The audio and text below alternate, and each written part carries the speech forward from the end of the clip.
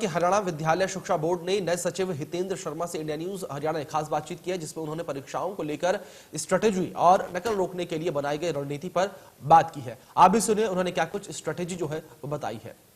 अरसे के बाद हरियाणा विद्यालय शिक्षा बोर्ड परीक्षाओं का आयोजन कर रहा है और इन परीक्षाओं की वेला के बीच विद्यालय शिक्षा बोर्ड के सचिव बदले गए हैं। हरियाणा विद्यालय शिक्षा बोर्ड के नए सचिव हितेंद्र शर्मा जी ने कार्यभार संभाला है। किस तरह की उनकी प्राथमिकताएं रहेंगी और किस तरह से आगे आने वाले दिनों में परीक्षाओं के आयोजन के बीच किस तरह की स्ट्रेटेजी अख्तियार की जाएगी, वो तमाम चीजें जानेंगे।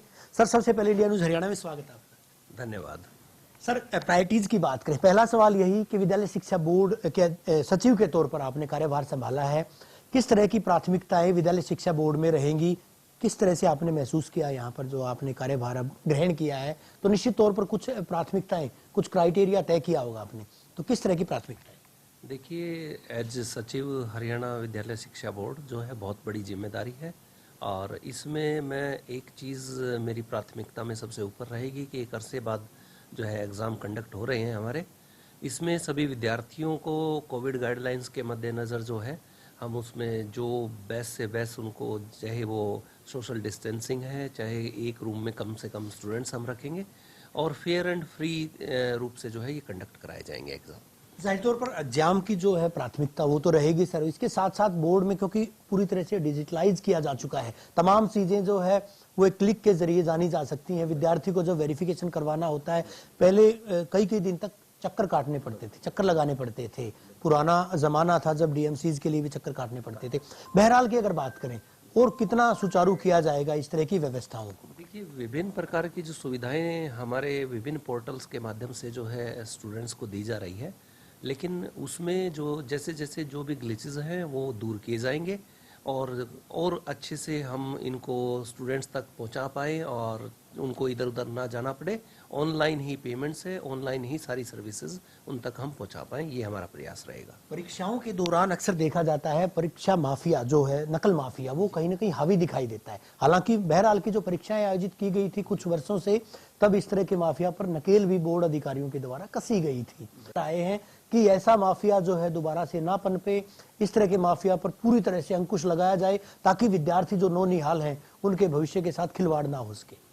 देखिए, इसके लिए कई स्टेप्स जो हैं उठाए जाएंगे, जिसके मद्देनज़र जो है ऐसे स्कूलों को, ऐसे लोगों को चिन्हित किया जाएगा जो इस तरह की गतिविधियों में इन्वॉल्व है। इसके अलावा जो है जहाँ तक हो सकेगा हमारे जो सेंटर्स हैं वो आपके सरकारी स्कूल्स के अंदर जो है निर्धारित किए गए हैं और इसके अतिरिक्त किसी भी प्रकार से जो अगर इस बात का हमें पता चलता है तो उसके तत्परता से उसके खिलाफ जो है एक्शन हम लेंगे। पंचायतों के सहयोग की बात भी कहीं ना कहीं सामने आती है, लेकिन वो परीक्षक अमले के तौर पर अध्यापक अहम भूमिका उसका निर्वहन करते हैं, तो जाहिर तौर पर माना जा सकता है अगर कोई नकल की गतिविधियों में संलिप्त मिलेगा तो उसके खिलाफ भी कड़ा एक्शन, उस तरह की रणनीति भी रहेगी सर? बिल्कुल रहेगा और इसमें जो भी हम कड़े से कड़ा एक्शन ले सकेंगे उसमें हम लेंगे। लेकिन आपकी बात बिल्कुल सही है, कम्युनिटी पार्टिसिपेशन इसमें बहुत ज़रूरी है और हम उम्मीद करते हैं और लोगों तक पहुंचेंगे भी, उनसे अनुरोध भी करेंगे कि कम्युनिटी भी आगे आए और इस तरह की गतिविधियों को रोके। 18 तारीख की परीक्षाओं को लेकर बोर्ड सचिव की विद्यार्थियों से, अभिभावकों से क्या अपील रहेगी? किस तरह से कोविड अप्रोप्रिएट बिहेवियर की चाहे बात करें या फिर दूसरी तमाम कायदगियों की बात करें, सर किस तरह की अपील हितेंद्र शर्मा जी की रहेगी तमाम परीक्षार्थियों से? 35,000 की तादाद में परीक्षार्थी आएंगे, भावी अध्यापक भी हैं, डीएलएड की जो परीक्षाएं देंगे, सर क्या अपील रहेगी? देखिए, सभी परीक्षार्थियों से मैं अनुरोध करूंगा कि वो समय पर अपने परीक्षा स्थान पर पहुंच जाएं और जो भी हमारी गाइडलाइंस हम सबको कन्वे कर रहे हैं उनका पालन करें। उनके लिए व्यवस्था जो है वो अच्छे तरीके से करवा दी गई है, लेकिन फिर भी आप समय पर आएंगे तो उसमें आपको भी असुविधा नहीं होगी और हमें भी कंडक्ट करने में किसी तरह की असुविधा नहीं होगी। शुक्रिया सर हमसे बात करने के लिए। विद्यालय शिक्षा बोर्ड के नए सचिव हितेंद्र शर्मा, जिनका साफ तौर पर कहना है कि हालांकि जो परीक्षाएं हैं 18 तारीख से जो परीक्षाएं शुरू होंगी, अरसे के बाद परीक्षाओं का आयोजन भी हो रहा है, उनको लेकर बोर्ड पूरी तरह से मुस्तैद है। इस तरह की व्यवस्था की जाएगी कि नकल माफिया को पनपने नहीं दिया जाएगा, पूरी लगाम कसी जाएगी।